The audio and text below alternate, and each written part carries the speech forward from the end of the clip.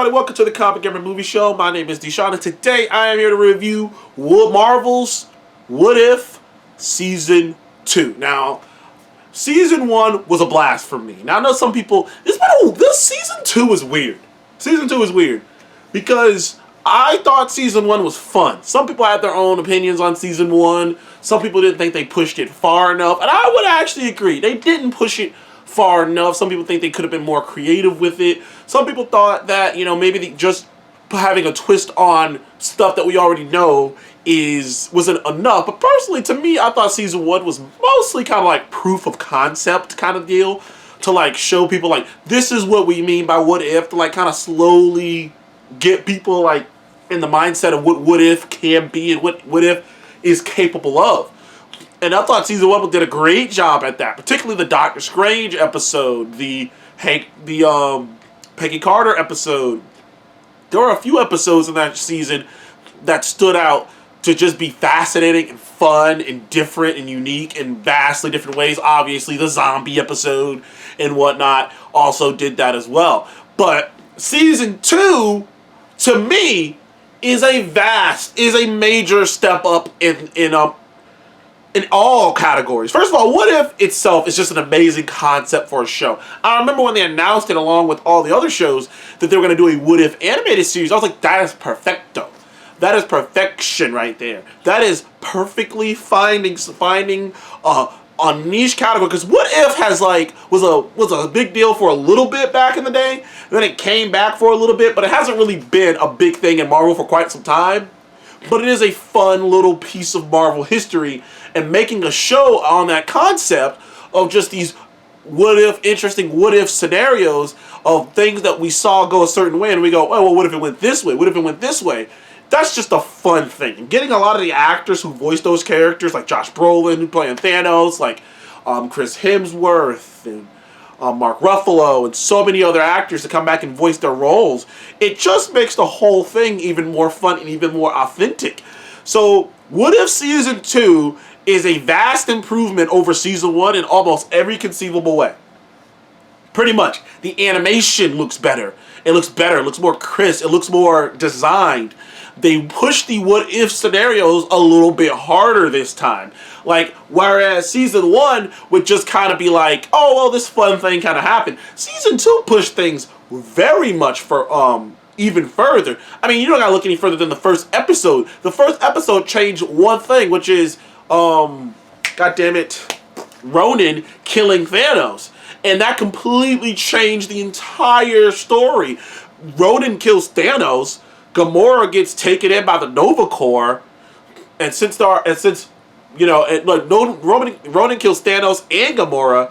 So now that there's no Thanos and Gamora, the Guardians don't form without any Thanos. Yeah, like no Thanos, so his empire, his tirade isn't going, and without Gamora, the Guardians don't form. No Guardians.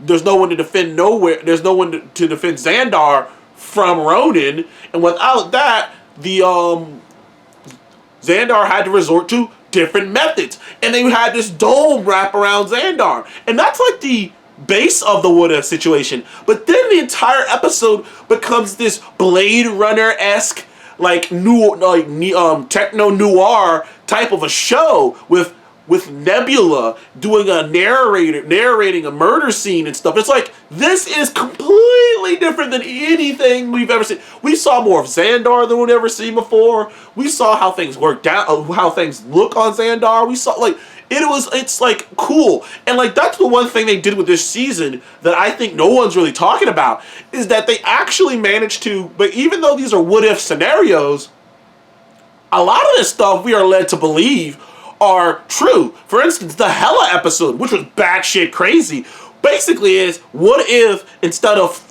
if Odin didn't cast Hela out, cast her to hell and imprison her there, what if he did a Thor? What if he took away her powers, cast her to Earth, did the whole speech of who shall know mercy shall possess the power of Hela.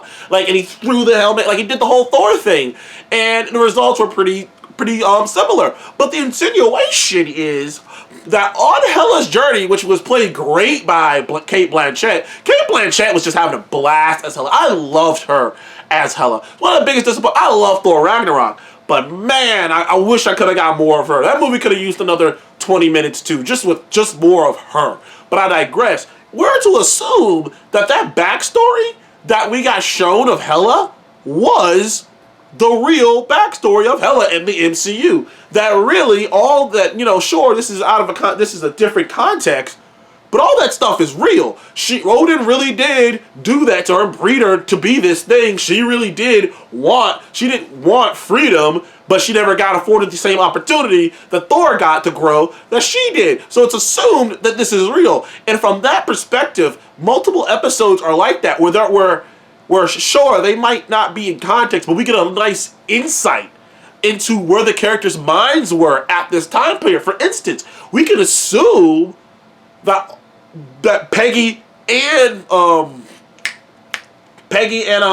Tony's dad, Peggy and Howard Stark knew about Bucky by the Avengers 80s, the 80s Avengers episode. We can kind of assume that they knew about that. Not only that, they knew about Wakanda.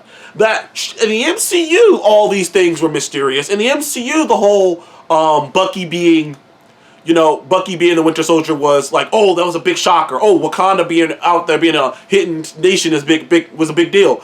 But it's insinuated in that What If episode that not only did Stark and Peggy know about Bucky, they knew about Wakanda as well. So in these What If episodes, they actually are doing more world building in the background of these in context, because we can assume, because the What If scenario only happens at a certain point and everything else is normal, so we can assume that they knew about him. And I love that about these episodes. Like, every episode kind of has that moment to me, or not every episode, but a lot of the episodes have that moment to me where I'm like, well, we can kind of assume the episode with Tony going to where's that place? Sakaar. Tony going to Sakaar.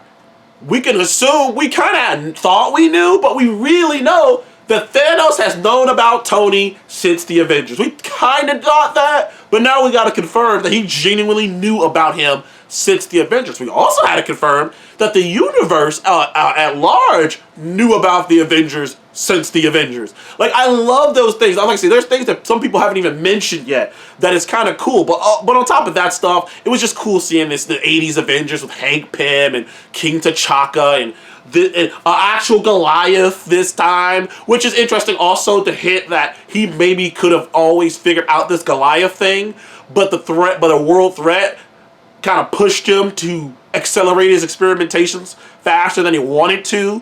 That little weird 80s Avengers is so unique and interesting because it's such a different world. That one was a fascinating one to me. And then of course there's the Captain Peggy Carter one, which is already kind of an alternate universe.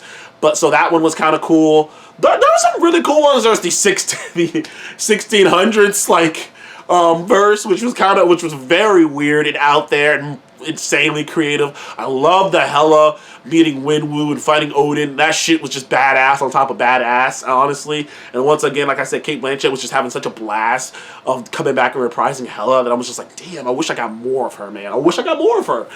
Like, this entire season from top to bottom was better than season 1 as far as I'm concerned. I had a great time with season 1. So What If season 2 gets a 9 out of 10 for me. Like, I had a blast with it. No, it was nothing too insane, but it was fun, especially this holiday. Each episode, each week, that was just fun. Each episode, every day, it was kind of fun waking up and watching a new episode. Maybe that should be our Marvel strategy with the next What If, which we already know season 3 is done, and I believe season 4 is in the works, is in the process. So season 3 might come out in the next year. Probably, if I were them, I'd just release it at the same time. Release it right around December, just like this. Do the 8 days of What If.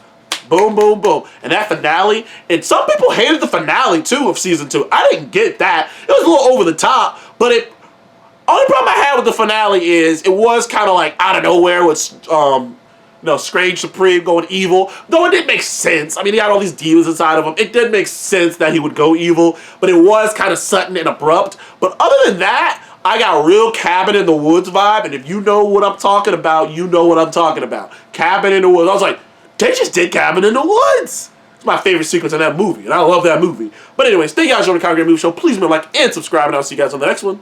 Goodbye.